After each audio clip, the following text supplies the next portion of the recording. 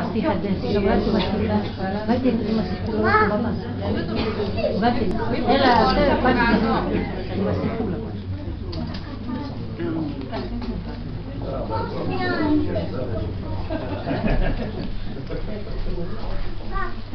Καλημέρα σας. Καλημέρα, Μάγια. Κάθε χρόνο, σαν κόκκινη κλωστή του παραμυθιού, ανασύρεται από την ψυχή μας η αναμονή για τα Χριστούγεννα.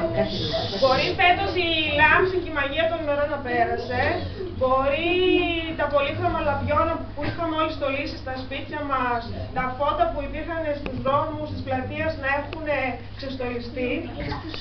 Αλλά εμείς ακόμα περιμένουμε τον Άγιο Βασίλη. Δεν ήρθε για μας.